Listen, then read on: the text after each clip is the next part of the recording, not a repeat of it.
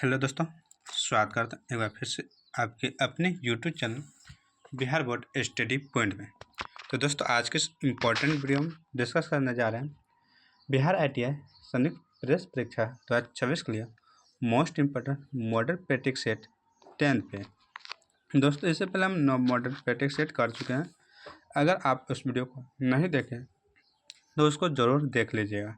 तो यह दोस्तों साइंस का मॉडल सेट है और आप लोग जानते ही होंगे यूनिक पब्लिकेशन का बेस्ट ऑफ बेस्ट बुक होता है, तो उसका यह मॉडल सेट है। तो आप ज़रूर इस वीडियो को अंत तक देखिएगा। दोस्तों, आपके पास मात्र 5 से 6 दिन बचा है और एडमिट कार्ड तो आ चुका है। आप लोग बेहतरीन से वीडियो को ज़रूर देखिएगा और अंत में अपना स्कोर बताइए कि आपका स्कोर कितना आता है। ठीक है, तो चलते हैं अपने समय को ध्यान में रखते हुए अपने टॉपिक। और इस वीडियो का पहला क्वेश्चन यहाँ पर दोस्तों दिया हुआ है, कह रहा है तापक्रम की SI इकाई है MI kelvin, B Celsius, C Fahrenheit और D में है जूल। तापक्रम यानी कि तापमान का पूछ रहा है दोस्तों, तो यहाँ पे इनका जो राइट आंसर हो जाए दोस्तों वो केल्विन, ऑप्शन नंबर A बिल्कुल राइट आंसर होगा। ठीक है, केल्विन। नेक्स्ट यहाँ पे दोस्तों दिया है, कह रहा है कि निम्न में से कौन सा विटामिन E का एक अच्छा स्रोत है। विटामिन E का एक अच्छा स्रोत, A ताज़ी सब्जियाँ, B घी, C मांस और D अंडे का पीला भाग। तो विटामिन E का अच्छा स्रोत जो दोस्तों होता है वो होता है ताज़ी सब्जी, ऑप्शन A बिल्कुल राइट आंसर है विटामिन E का अच्छा स्रोत। उसके बाद दोस्तों अंकुरित दाने भी होते हैं। ठीक है, अब वो भी याद रखिएगा। और इसके बाद यहाँ पे दोस्तों दिया है, दोस्तों नेक्स्ट कह रहा है कि निम्नलिखित में कौन सा विटामिन रक्त का थक्का बनाने के लिए आवश्यक है। रक्त के थक्का बनाने, vitamin A, B vitamin 12, C vitamin K और D विटामिन D। तो दोस्तों ऑप्शन नंबर C बिल्कुल राइट आंसर है। दोस्तों विटामिन A रेटिनॉल के, इनका रासायनिक नाम रेटिनॉल है। क्या दोस्तों, रेटिनॉल। विटामिन 12 दोस्तों बायोटीन। इसके बाद दोस्तों विटामिन D रिटेक्स, इसके कारण होता है रिकटेक्स। ठीक है, आप याद रखिएगा। नेक्स्ट क्वेश्चन यहाँ पर दोस्तों दिया होता है, कह रहा है कि मानव शरीर में निम्नलिखित में से कौन सी ग्रंथि जोड़े के रूप में मौजूद होते हैं। कौन सी ग्रंथि जोड़े यानी कि दो होगा, एक रहेगा दो होगा जोड़े। A अधिवृक्क, B यकृत, C अग्नाशय और D पिनियन। तो इनका राइट आंसर जो है दोस्तों वो अधिवृक्क, ऑप्शन A बिल्कुल राइट आंसर है अधिवृक्क। दोस्तों इसके बाहरी भाग को कार्टेक्स और तथा आंतरिक भाग को मेडुला कहते हैं। ठीक है, नेक्स्ट यहाँ पे दोस्तों दिया है, कह रहा है दोस्तों कि 100 डेसिबल रव का प्रबलता स्तर संगत होता है या होगा।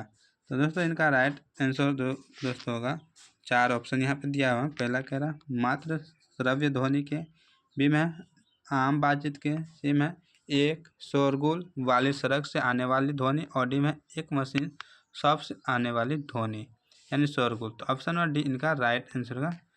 तो नेक्स्ट क्वेश्चन यहाँ पे दोस्तों दिया है, कह रहा है कि फेराडे संख्या, फेराडे क्या है, संख्या है।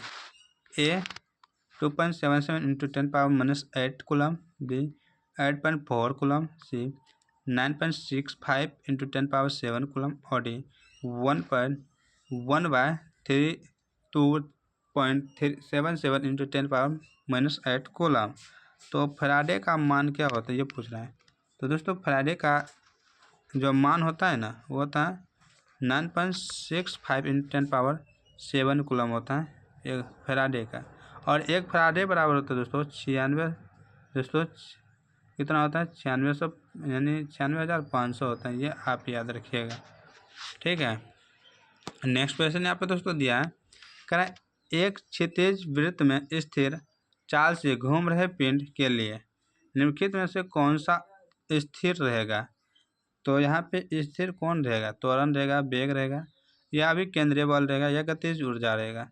तो दोस्तों स्थिर जो होगा वह गतिज ऊर्जा रहेगा, ऑप्शन नंबर D बिल्कुल राइट आंसर है। क्या दोस्तों, गतिज ऊर्जा। नेक्स्ट क्वेश्चन यहाँ पर दोस्तों दिया है, क्या दोस्तों निम्नलिखित में से कौन सा एक एंटीबायोटिक नहीं है। एंटीबायोटिक नहीं है, एरिथ्रोमाइसिन, ऑक्सीटोसिन, पेंसिलिन और D में है टेट्रास्काइलिन। तो एंटीबायोटिक इनमें से कौन सा नहीं है? तो दोस्तों ऑक्सीटोसिन नहीं है, ऑप्शन नंबर बी बिल्कुल राइट आंसर है। दोस्तों एक प्रकार का हार्मोन क्या है? ऑक्सीटोसिन क्या है? एक हार्मोन है, जबकि इन तीनों क्या है? ये तीनों ये दोस्तों एंटीबायोटिक है। नेक्स्ट यहाँ पे दोस्तों दिया है हेपाटाइटिस बी विषाणु का उद्भवन काल होता है। तो हेपेटाइटिस बी का जो उद्भवन काल होता है दोस्तों, इनका होगा 30 से 180 दिन का होगा। क्या होगा? 30 से 180 दिन। ठीक, नेक्स्ट क्वेश्चन यहाँ पे दोस्तों दिया है विद्युत यानी प्रेरित विद्युत वाहक बल की दिशा ऐसी है कि वह उसके कारण का विरोध करती है। यह कथन किसने कहा था? यानी कि विरोध करने वाला जो कथन है ना, यह किसने कहा था? फ्लेमिंग का नियम, लेंज का नियम, फैराडे के नियम और किरचॉफ का नियम। तो दोस्तों ये कहा था लेंज के नियम। नेक्स्ट यहाँ पर दोस्तों दिया है कह रहा निश्वसन के समय डायफ्राम हो जाता है। तो निश्वसन जब होता है दोस्तों इस तरह से डायफ्राम बना रहता है, इस तरह से ये कहता है क्या हो जाता है? समतलाकार होता है, गुंबदकार होता है, या अभिलंबीय होता है, या तिर्यक होता है। तो दोस्तों यह डायफ्राम गुंबदकार हो जाता है। तो ऑप्शन नंबर बी बिल्कुल राइट आंसर है। दोस्तों यह फेफड़ा का होता है ना, ऐसे तो ये डायफ्राम कहता है कि निम्नलिखित में कौन सी एक गैस वातावरण प्रदूषण मानी जाती है? गैस वातावरण प्रदूषण कौन सा माना जाता है? तो सल्फर डाइऑक्साइड माना जाता है। ऑप्शन नंबर सी बिल्कुल राइट आंसर है, सल्फर डाइऑक्साइड। ऑक्सीजन दोस्तों वायुमंडल में कितना है? तो 20.99 है। कितना है दोस्तों? 20.99। तो इसको एक्स माना जाता है, 21%। और नाइट्रोजन सबसे अधिक है 78% या 79%, आप दोनों याद रखिएगा। ठीक है, नेक्स्ट यहाँ पर दोस्तों दिया है आसमान नीला दिखता है, कारण? तो आसमान नीला दिखने का जो कारण है दोस्तों वह है प्रकाश का परिकिरण होता है। ऑप्शन नंबर सी बिल्कुल राइट आंसर है, प्रकाश का परिकिरण। नेक्स्ट यहाँ पर दोस्तों दिया है कह रहा बेकेलाइट डैश से उपलब्ध किया जाता है। बेकेलाइट किससे उपलब्ध किया जाता है? तो दोस्तों फिनॉल एवं फॉर्मेल्डिहाइड से प्राप्त करते हैं। ऑप्शन नंबर बी बिल्कुल राइट आंसर है। दोस्तों अगर आप इस चैनल पर नए हैं और इस चैनल को अभी तक ज्वाइन नहीं किए तो इस चैनल को जरूर ज्वाइन कर लें, ताकि दोस्तों जितने भी मॉडल प्रैक्टिस सेट हैं और प्रीवियस ईयर क्वेश्चन वो आप कर सकें। 4 से 5 दिन में आप पूरा मॉडल प्रैक्टिस सेट और प्रीवियस ईयर कर लीजिएगा, तो इससे एक भी क्वेश्चन बाहर नहीं जाएगा साइंस और सोशल साइंस का। ठीक है दोस्तों, नेक्स्ट यहाँ पर दोस्तों दिया है कुंडलियों में फेरों की संख्या बढ़ाने जाने पर चुंबकीय क्षेत्र की प्रबलता क्या होगी? जब कुंडली होता है ना दोस्तों इनमें जब फेरों की संख्या हम बढ़ाते हैं दोस्तों, तो इनमें कहता है कि चुंबकीय क्षेत्र की प्रबलता क्या होती है? तो दोस्तों वह बढ़ जाती है। क्या होती है? बढ़ जाती है। ऑप्शन नंबर बी बिल्कुल राइट आंसर है। किसी चुंबक के चारों ओर का वह क्षेत्र जिसमें दूसरा चुंबक आकर्षण अथवा प्रतिकर्षण बल का अनुभव करता है उस चुंबक का चुंबकीय क्षेत्र कहलाता है। ठीक है, नेक्स्ट क्वेश्चन यहाँ पर दोस्तों दिया है कि हाइड्रोजन की द्रव्यमान संख्या क्या है? तो हाइड्रोजन की द्रव्यमान संख्या पूछ रहा है दोस्तों। तो हाइड्रोजन की द्रव्यमान संख्या 1 होती है। कितना दोस्तों? 1 होती है। ऑप्शन ए बिल्कुल राइट आंसर है। दोस्तों नेक्स्ट क्वेश्चन यहाँ पे दोस्तों दिया है कह रहा है सोडा वाटर की प्रस्तुति में कौन सा गैस प्रयोग होता है? सोडा वाटर के प्रस्तुति में, तो दोस्तों यहाँ पे इनका राइट आंसर हो जाएगा आपको कार्बन डाइऑक्साइड होता है, CO2। दोस्तों जैसे कोका कोला उसके बाद थम्सअप, ये सब में क्या होता है दोस्तों? यही भरा रहता है। तो इसलिए ऑप्शन नंबर सी बिल्कुल राइट आंसर है। नेक्स्ट क्वेश्चन यहाँ पर दोस्तों दिया है कार्बन मोनोऑक्साइड है अम्लीय, क्षारीय, उदासीन या उभयावेशी। तो कार्बन मोनोऑक्साइड जो है ना दोस्तों यह एक उदासीन अभिक्रिया। ऑप्शन नंबर सी बिल्कुल राइट आंसर। क्या दोस्तों? उदासीन। ना ही इसमें रंग होता है, यानी कि एक ये रंगहीन है, स्वादहीन और उदासीन है।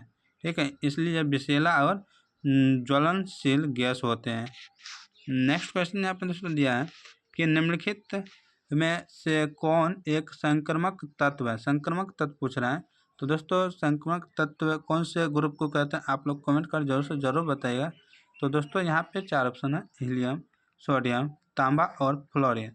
तो संक्रामक तत्व इनमें से दोस्तों है तांबा। क्या है दोस्तों? तांबा। ऑप्शन नंबर सी बिल्कुल राइट आंसर है। तांबा। नेक्स्ट यहाँ पे दोस्तों दिया समावयव 7n14 में होते हैं। तो समावयव पूछ रहे हैं दोस्तों, 7n14 में समावयव जो है दोस्तों वह 7 इलेक्ट्रॉन है। ऑप्शन ए बिल्कुल राइट आंसर है।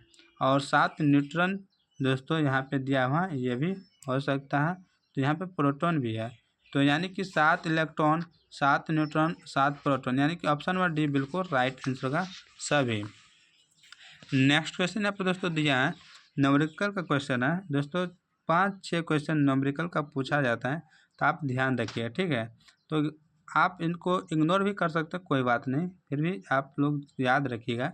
कह रहा है कि 40 ग्राम के क्रिकेटर का गेंद जब 10 मीटर पर सेकंड के वेग से गतिशील है तो 0.02 सेकंड में खिलाड़ी द्वारा विराम में लगाया जाता है। तो इस बल का औसत मान क्या होगा? औसत मान दोस्तों पूछ रहे हैं, क्या पूछ रहे हैं? औसत मान। हमको दोस्तों गेंद का प्रारंभिक वेग दिया है v बराबर दोस्तों सब कुछ जो दिया है लिख लेंगे 10 मीटर पर सेकेंड। इसके बाद दोस्तों अंतिम वेग दिया हुआ है 0 मीटर पर सेकेंड। इसका दोस्तों रुकने का समय दिया है, टाइम दिया है 0.02 सेकेंड। और दोस्तों हमसे आवेग पूछ रहा है ना, आई पूछ रहा है, तो हम फार्मूला लगाएंगे F बराबर एम ए। क्या दोस्तों? F बराबर एम ए। पहले बल निकालेंगे, तो या इसी पे हम दोस्तों उसको बैठा सकते हैं। M बराबर ए का क्या होता है? एक्सेलरेशन का v minus u by T होता है ना, ये दे सकते हैं। तो यहाँ पे 40/100 यानी कि 1000 kg होगा। फिर से एक बार इसको देख लीजिए दोस्तों। तो यहाँ पे F बराबर हम m into v minus u by t कर सकते हैं। तो यहाँ पे m हमको दिया है 40 में 1000 kg में दोस्तों लिया है, ग्राम था kg में लिया है, गुना -1 - 10 दोस्तों 0.02 सेकेंड। तो यहाँ पे हो जाएगा 0 से 0 गया 2 या 5, 2/5 गुना यहाँ पे दोस्तों 10 -9 0.02 था ना, तो 2 को 0 ऊपर जाएगा, यहाँ पे बचेगा 2। तो ये से 245 हो गया, यानी कि 45 0 हो गया। तो जब इनको गुणाम करेंगे दोस्तों तो 45 0 तो 45 दूनी 90, तो बटा 5 18 पंचे 90, तो 0 180 हो जाता है। क्या दोस्तों? 100 यहाँ पे 80 हो जाता है। दोस्तों कहीं पे तो ज़रूर गलती किए होंगे, तो यहाँ पे आपको एक बार फिर से देख लीजिए दोस्तों। F बराबर क्या होता है? m into v minus u by t. तो यहाँ पे m का मान 40/1000 ये हो गया kg में, गुना 10 माइनस यानी कि 1 माइनस 10 बटे दोस्तों 0.02 सेकेंड, ठीक है। तो जब इनको हम काटते हैं, छोड़िए अब ये नहीं काटेंगे, 40/1000 गुना -10/0.02 सेकेंड, ठीक है दोस्तों। मीटर पर सेकेंड स्क्वायर।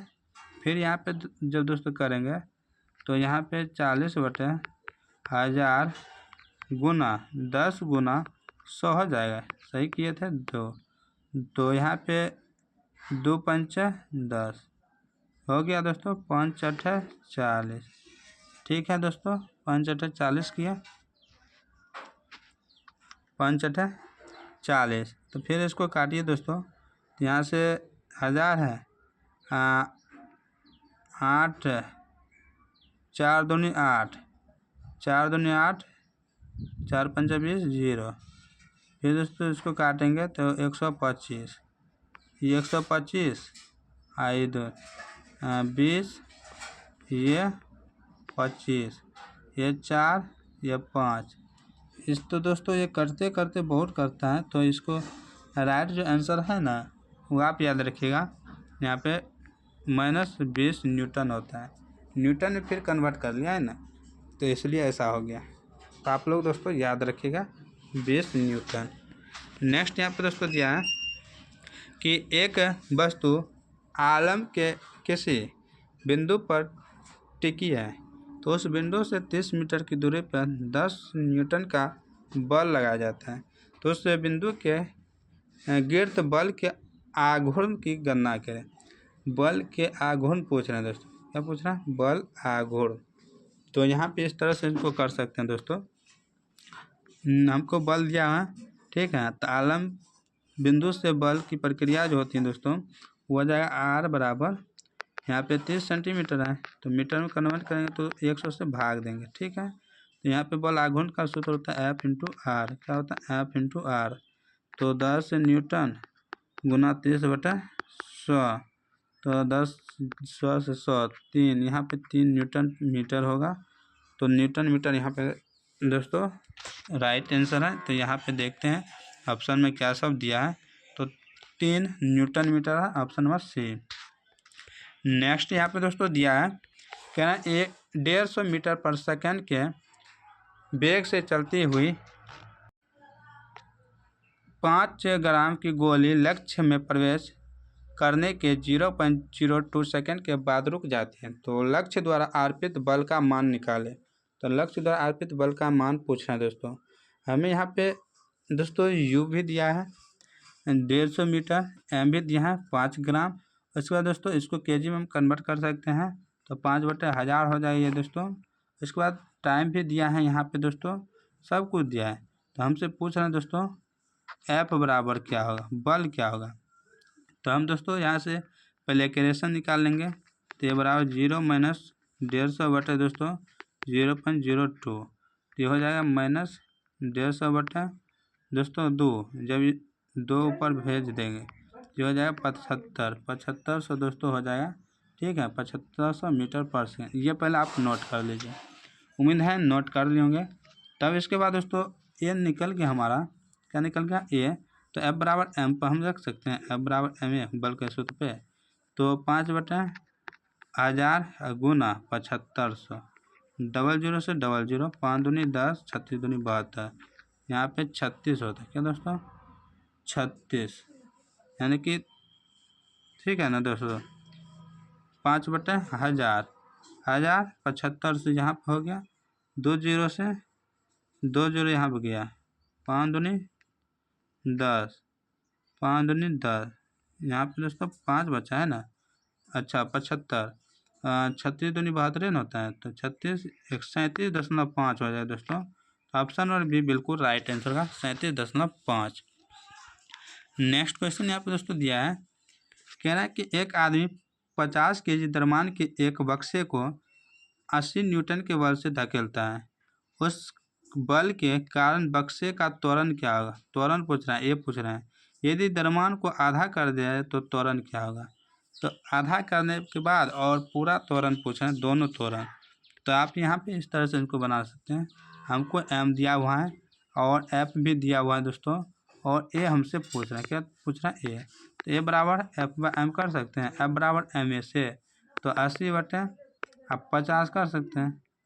तो यहाँ पे दोस्तों क्या हो गया, ये से गया 1.6 हो जाएगा, ये 1.6 मीटर पर सेकेंड स्क्वायर।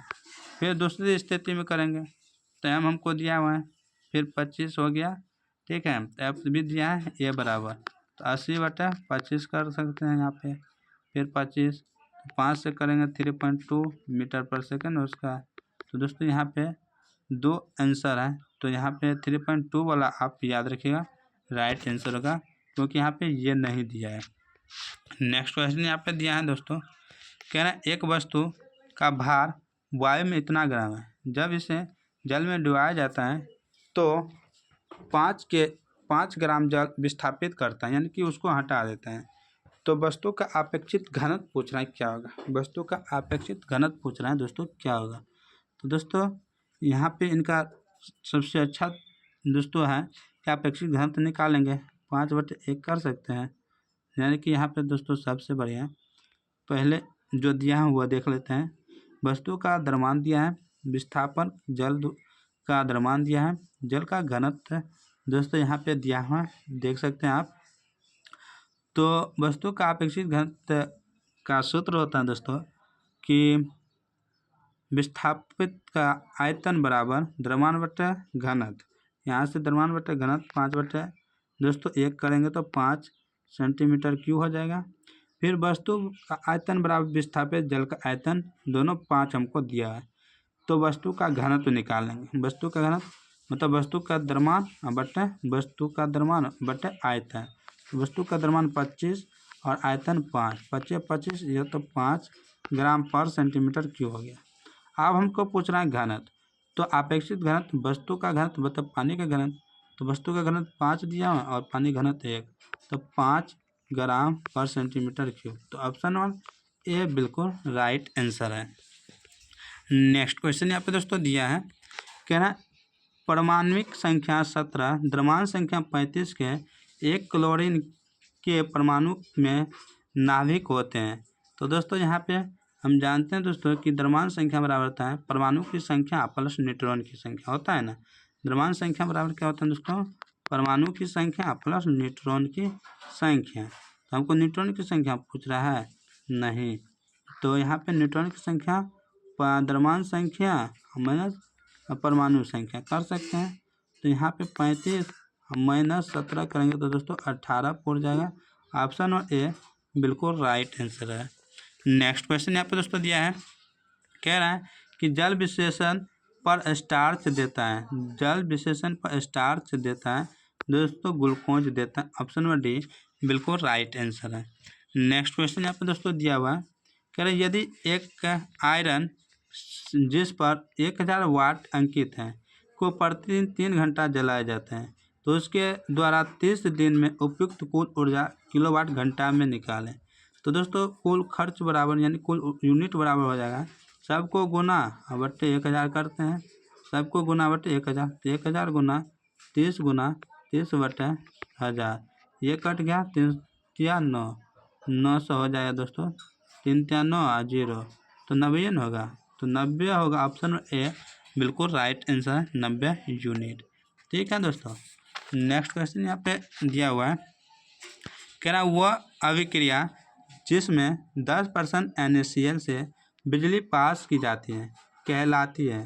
तो दोस्तों वह क्लोर क्षार अभिक्रिया कहलाती है। ऑप्शन बी बिल्कुल राइट आंसर है, क्लोर क्षार अभिक्रिया। नेक्स्ट क्वेश्चन यहाँ पे दोस्तों दिया है, कह रहा है डैश में मुकुलन द्वारा प्रजनन हो सकता है, हो सकता है। तो दोस्तों यहाँ पे हाइड्रा में होता है, इसमें हाइड्रा में दोस्तों मुकुलन द्वारा प्रजनन होता है और यह दोस्तों अलैंगिक प्रजनन होता है। ठीक है।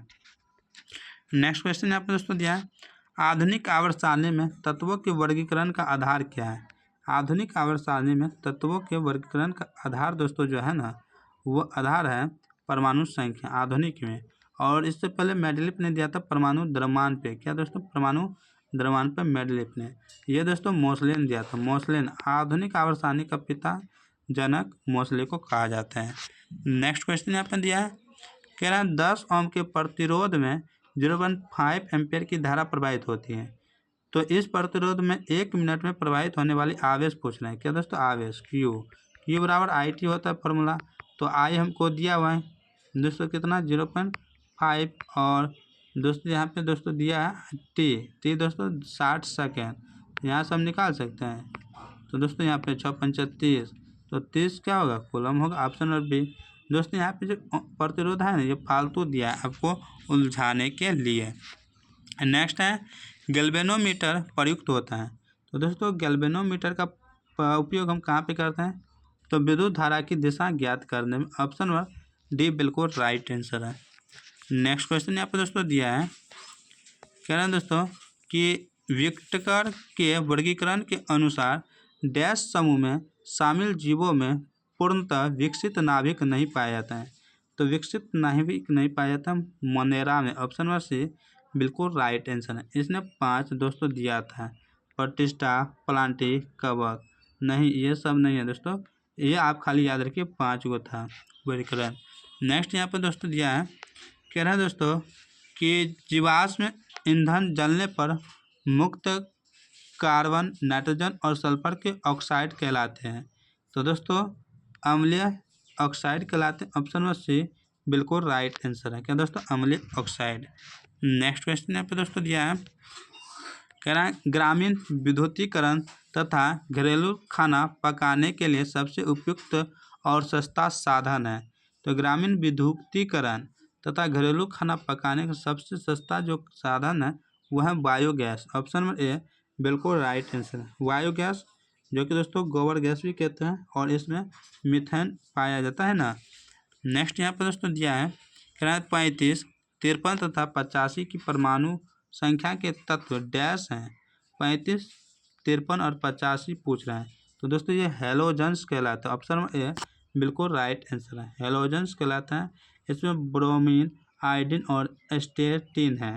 ठीक है, नेक्स्ट यहाँ पे दोस्तों दिया है क्या, दो अस्थियाँ एक दूसरे से किसी अन्य संयोजी ऊतक द्वारा जुड़ी हो सकती हैं जिसे डैश कहा जाता है। तो दोस्तों इनको संयायु कहते हैं। ऑप्शन नंबर सी बिल्कुल राइट आंसर है।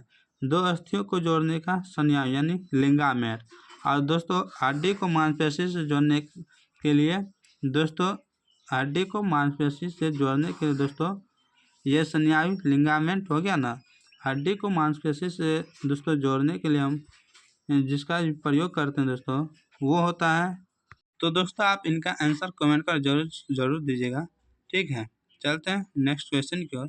नेक्स्ट क्वेश्चन यहाँ पे दोस्तों दिया है, कह रहा है डैश प्रकृति में अकेले कभी नहीं होता है।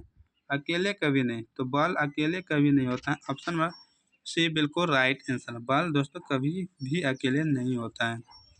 नेक्स्ट यहाँ पे दोस्तों दिया है, कह रहा है परमाणु संख्या 57 वाला तत्व संबंधित होता है। तो परमाणु संख्या 57 वाला तत्व किससे संबंधित होता है, तो डी ब्लॉक से संबंधित होता है। और इन्हीं को क्या कहते हैं दोस्तों, तो इन्हीं को दोस्तों संक्रमण तत्व भी कहते हैं, आप याद रखिएगा। ठीक है, नेक्स्ट क्वेश्चन यहाँ पे दोस्तों दिया है कि आयरन जो है ना 3 ऑक्साइड का रासायनिक सूत्र क्या है। आयरन 3 का रासायनिक सूत्र दोस्तों होता है Fe2O3। ऑप्शन नंबर डी बिल्कुल राइट आंसर है। नेक्स्ट क्वेश्चन यहाँ पे दोस्तों दिया है, कह रहा है दोस्तों कि उन 3 तत्वों को नामित करें जिसके सबसे बाहरी शेल में केवल 1 इलेक्ट्रॉन होता है। तो दोस्तों सबसे बाहरी में 1 इलेक्ट्रॉन होगा, वो कौन सा तत्व है दोस्तों, तो वह तत्व है दोस्तों लिथियम, सोडियम और पोटेशियम। लिथियम, सोडियम और पोटेशियम। कैसे दोस्तों, लिथियम देखिए 3 होता है ना, तो इनका दोस्तों कीजिए क्रिया में, तो 2 1 होगा। फिर दोस्तों सोडियम होता है 2 8 1। फिर दोस्तों पोटेशियम होता है 19 2 8 8 1। तो हर के अंत में 1 ही बचता है ना, तो इसलिए। नेक्स्ट क्वेश्चन यहाँ पे दिया है, क्या है दोस्तों निम्नलिखित में या निम्नलिखित आवर्तों में किस में 18 तत्व होते हैं। तो दोस्तों किस में 18 तत्व होते हैं, तो चतुर्थ में 18 तत्व होते हैं। 2 8 18 18 32 होता है। तो दोस्तों यहाँ पे दूसरा 8 होगा, पहला 2 होगा, तीसरा 18, चौथा 18 और पाँचवा 32। नेक्स्ट क्वेश्चन यहाँ पे दोस्तों दिया है कि जठर ग्रंथियों द्वारा स्रावित हाइड्रोक्लोरिक अम्ल डैश एंजाइम की क्रिया को आसान कर देता है। तो दोस्तों वो होगा पेप्सिन। ऑप्शन नंबर बी बिल्कुल राइट आंसर है, पेप्सिन। नेक्स्ट क्वेश्चन यहाँ पे दोस्तों दिया है, कह रहा है कि ओडोमीटर का उपयोग डैश मापने के लिए किया जाता है। तो ओडोमीटर का प्रयोग दूरी मापने के लिए किया जाता है दोस्तों। ठीक है, और दोस्तों यहाँ पे नेक्स्ट क्वेश्चन में दिया है कि गर्भाशय में भ्रूण को पोषण प्रदान करने वाला ऊतक है। तो गर्भाशय में भ्रूण को पोषण दोस्तों प्रदान करने वाला ऊतक जो है दोस्तों वो है प्लेसेंटा दोस्तों, जो कि इस तरह से आपको लगा हुआ दिखा होगा दोस्तों। ये जैसे शिशु है जिसका दोस्तों नाभि है और ये प्लेसेंटा होता है। यहाँ से यह एक पाइप के द्वारा इसको भोजन सब कुछ जाता है दोस्तों, आप याद रखिएगा। ठीक है, नेक्स्ट क्वेश्चन यहाँ पे आप फिलिपियन ट्यूब देख रहे हैं दोस्तों। फिलिपियन ट्यूब, इसमें दोस्तों निषेचन होता है। क्या होता है दोस्तों, निषेचन होता है दोस्तों फिलिपियन ट्यूब में। ठीक है, नेक्स्ट क्वेश्चन यहाँ पे दोस्तों दिया हुआ है, कहना दोस्तों घर्षण बल डैश कार्य करता है। तो दोस्तों घर्षण बल कौन सा कार्य करता है, तो बल की दिशा के विपरीत कार्य करता है। ऑप्शन नंबर डी बिल्कुल राइट आंसर है। कभी भी दोस्तों आप घर्षण जब भी करिएगा तो वो विपरीत दिशा में ही काम करेगा। आप आगे जाइएगा तो आपको पीछे खींचेगा। ठीक है, नेक्स्ट क्वेश्चन यहाँ पर दोस्तों दिया है, क्या रासायनिक यौगिक का सबसे छोटा संभावी यूनिट कौन सा है। तो रासायनिक का दोस्तों वो अणु है। क्या दोस्तों, अणु, एटम है दोस्तों। नेक्स्ट यहाँ पे दोस्तों दिया है, कह रहा है इथेनॉल को ईथेन में परिवर्तन करने के लिए डिहाइड्रेटिंग एजेंट के रूप में डैश का उपयोग किया जाता है।